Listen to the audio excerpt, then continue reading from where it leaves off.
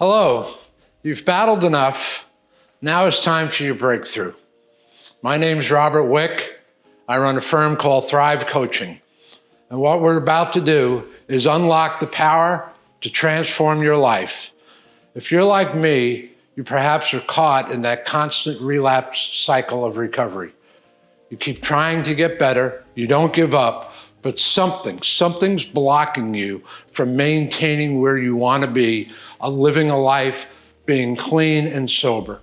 Stay with me because we're going to walk through some things I think will help rechange your thinking, perhaps rewire some things in your brain, and begin a different thought process. With Thrive Coaching, I like to talk about what I call the 3 Ds. The 3 Ds are desire, dedication, and discipline. And we're going to talk about some of that today. But before we get into the 3 Ds, I want to talk about what I think is perhaps the most important process we go through. And that's defined in one word. And that word is resiliency. Resiliency can be defined as a set of skills, mindsets, and behaviors.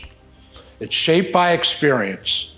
And in our case, and in my personal life, my resiliency is best defined by the words never, never, never give up.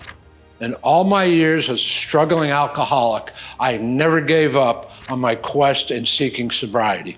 Resiliency is also tied to something called neuroplasticity.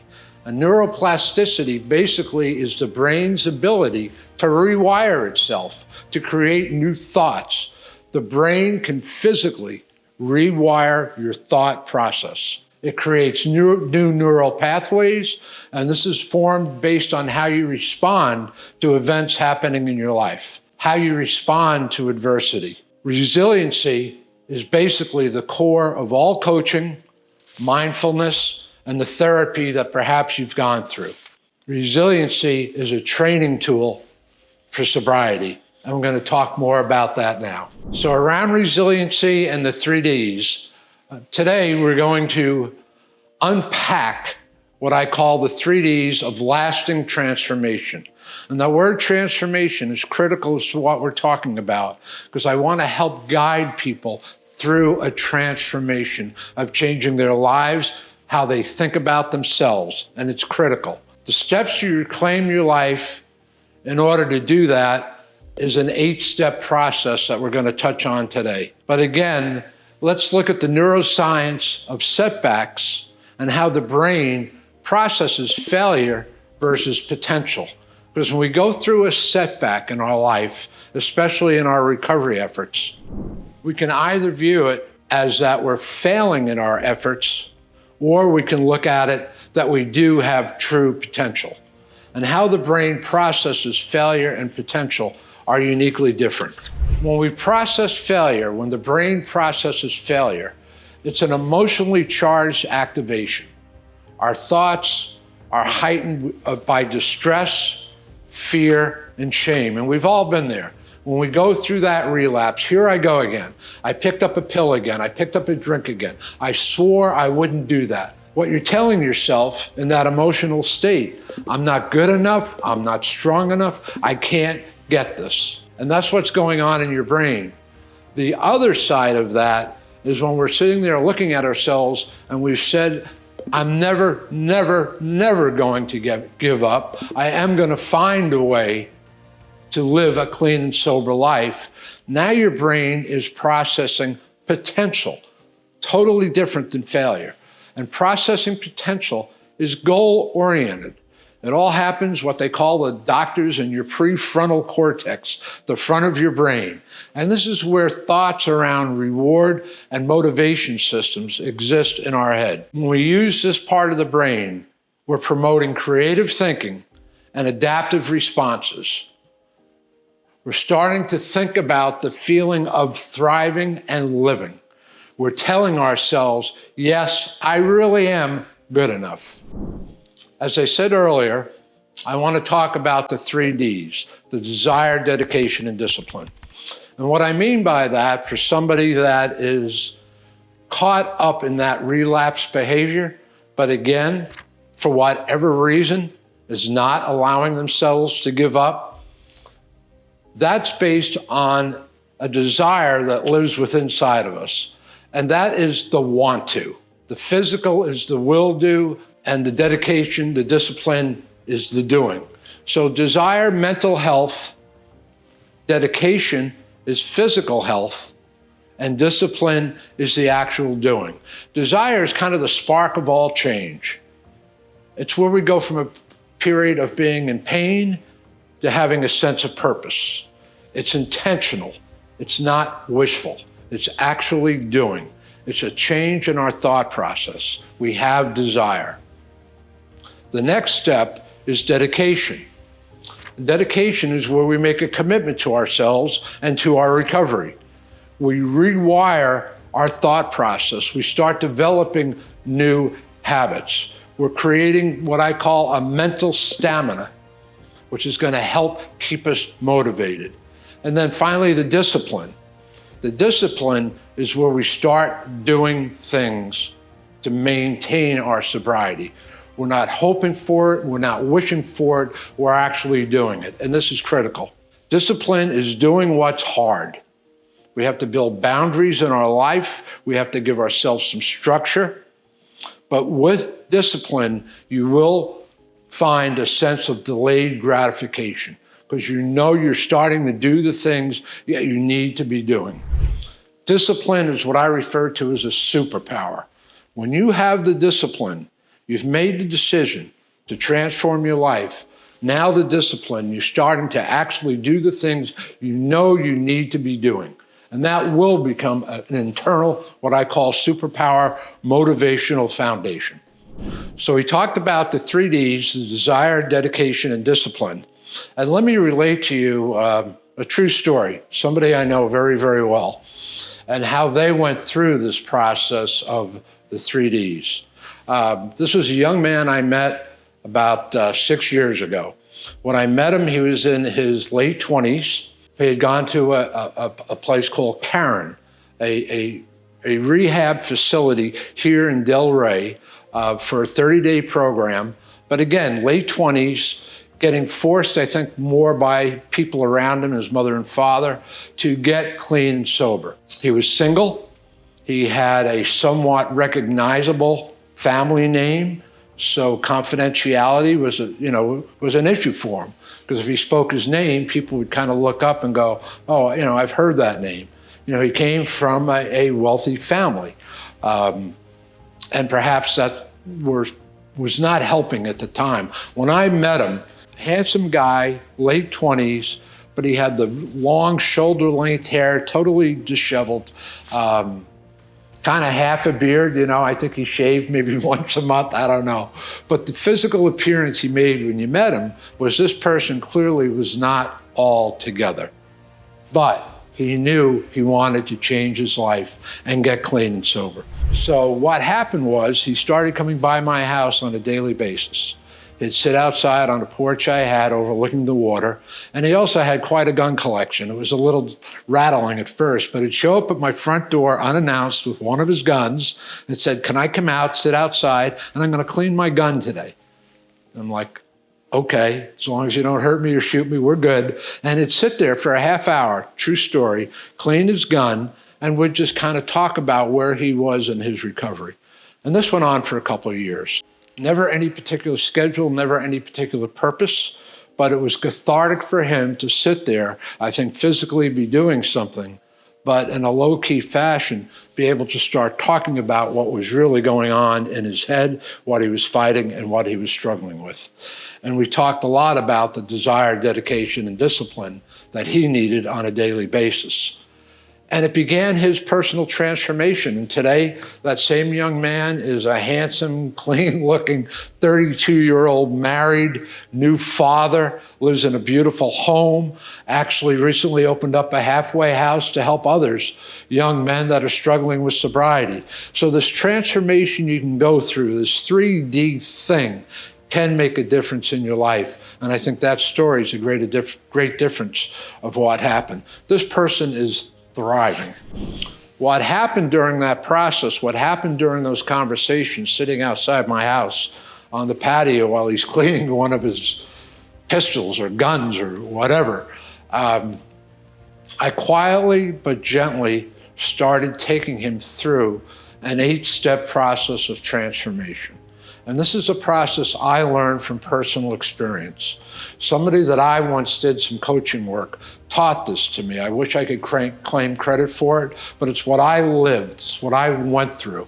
And after I went through this process, I can tell you, people around me started commenting that, Bob, there's something different about you. Something's going on.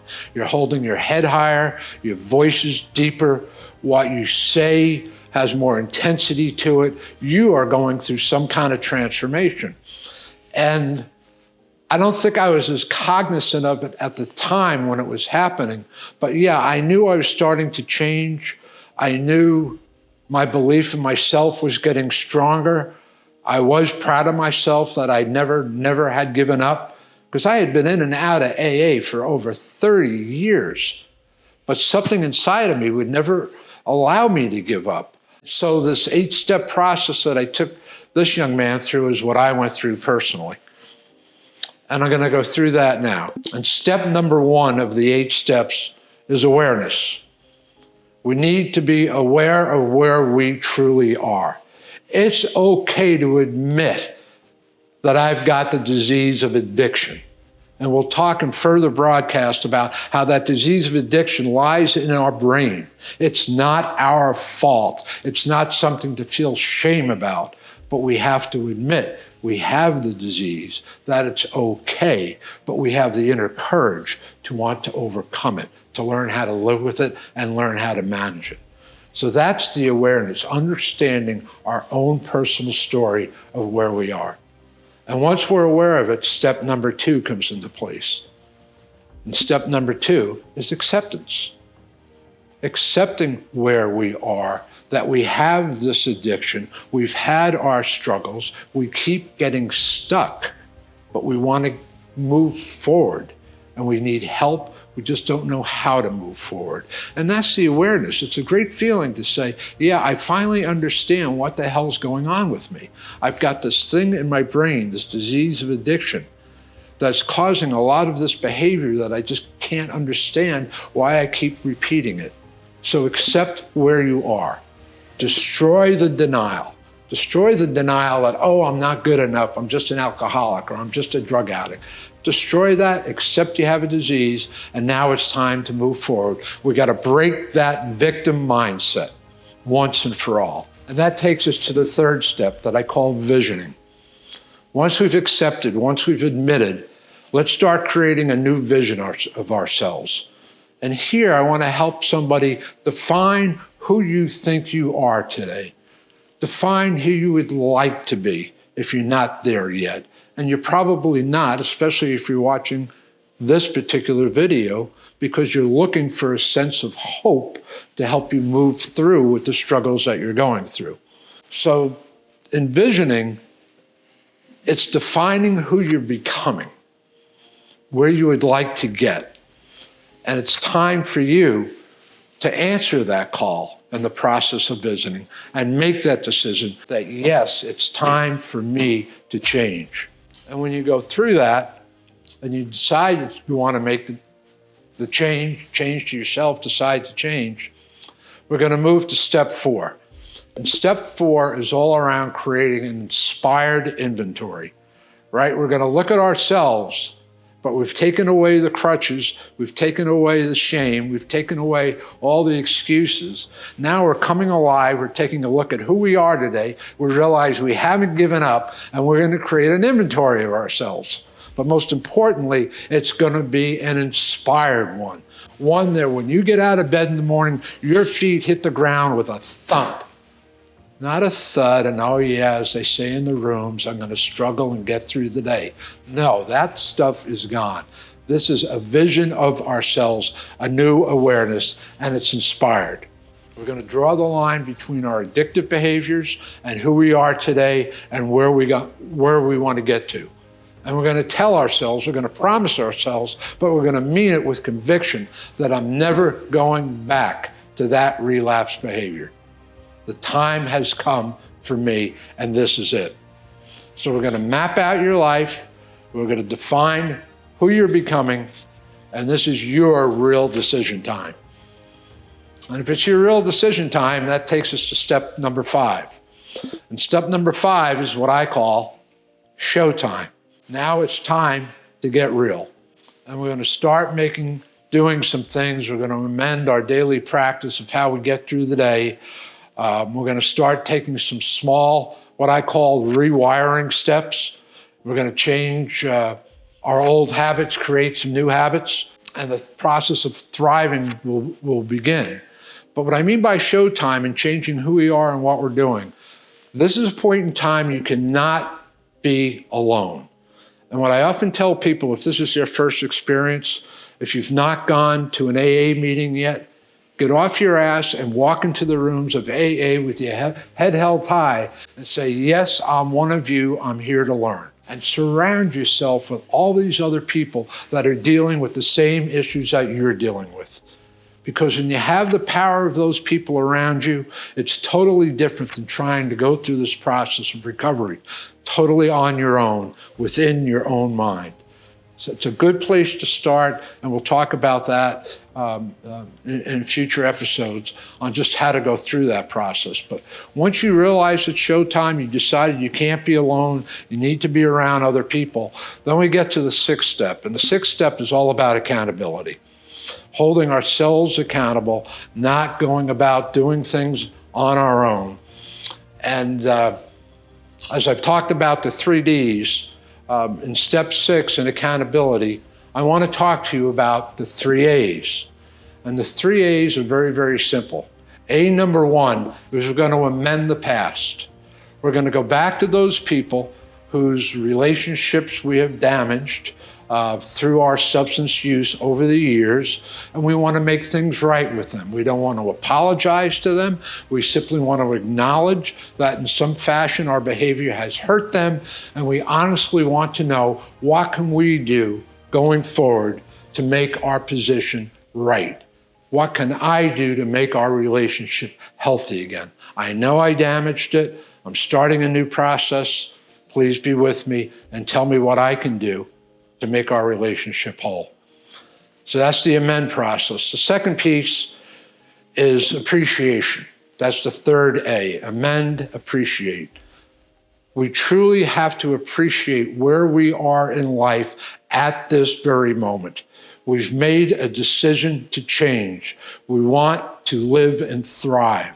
Appreciate it, rejoice. It's okay to pat ourselves on the back and say, yeah, I've got this disease, but now I'm willing to make a change. I'm going to move forward.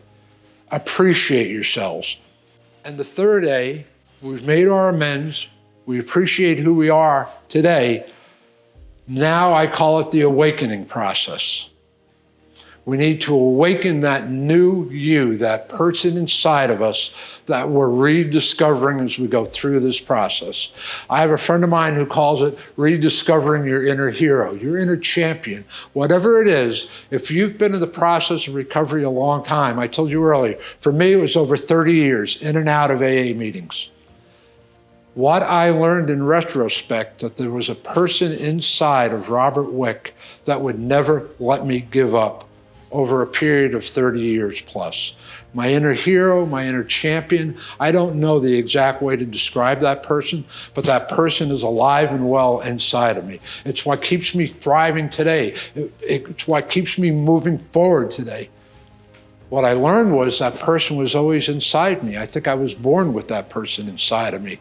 That particular version of Robert Wick that I lost contact with over the years of my active alcoholism.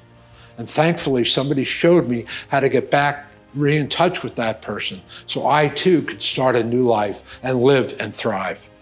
The 7th step that we talk about in these 8 steps is what I call the recovery rituals. And they're just that. It's a mindset. It's a reset of our thinking, that we realize we're not quitting. We want to live fully. We've got to visualize it. We have to spend some time meditating about it, and we have to spend some time praying about it. And if there's one thing I learned in all of my recovery, because I would talk so negatively to myself, that inner voice. I think we all have a voice in our head. Sometimes it can be our most powerful ally. Sometimes it can be our worst enemy. For me, it would always put me in a place of fear. I would think that I could never get better. I remember when I first went to AA meetings, I'd sit in the back row looking at all these heads in front of me, thinking to myself, believing, you poor people, you're all alcoholics and drug addicts. I feel so bad for you. I just have a problem drinking. I'm not as bad as you. I always kind of set myself aside a little bit. And then as the years went by, I kept drinking and kept relapsing. I started living in a life of fear. And what I've learned, and perhaps some of the most important words that I've ever heard, that I tell myself now, and that I believe, is I need to put faith before my fear. So when that voice in my head starts talking up, that fear-based thought that, yeah, you're not good enough, you can't maintain your sobriety, you're thinking about drinking, whatever that is, I need to take a time out and go through and reflect on my personal belief system. And we all have one, it's all different. I'm not about to talk about religion or faith or whatever, but it's a belief and faith, a belief in ourselves. And we got to remind ourselves that we have that in our head, and when that voice starts talking, that negative voice, put your faith before your fear. So we've gone through 7 steps. The 8th step is where we really do begin thriving, and I call step 8 celebration. It's time to celebrate where we are in life. It's time to celebrate our recovery, and it's time to celebrate the fact that, yeah, we're not just getting through the day, perhaps we really are thriving. And in celebration, I think one of the most important steps as we celebrate our new life in recovery, our new thought process, we're thinking positive about ourselves. Now it's our time, now it's your time to share what you've learned with others. And there's no better feeling in the world if you're newly clean and sober and you've gone through this process, you like what you see when you look in the mirror, to take all that positive energy and give it to somebody else who maybe is just starting in their process. They're actively struggling. Like yourselves, they have never given up, but they don't know how to move forward. Take all that you've learned, start sharing it with other people. And I'll tell you, when you do, at that night, when you put your head back on your pillow and think about your day, you're going to have a true sense of fulfillment, knowing that you reached out and helped somebody else that is struggling with the same things you were struggling back when you began your journey. If you got some value out of this recording, subscribe, and I look forward to seeing you again. Thank you.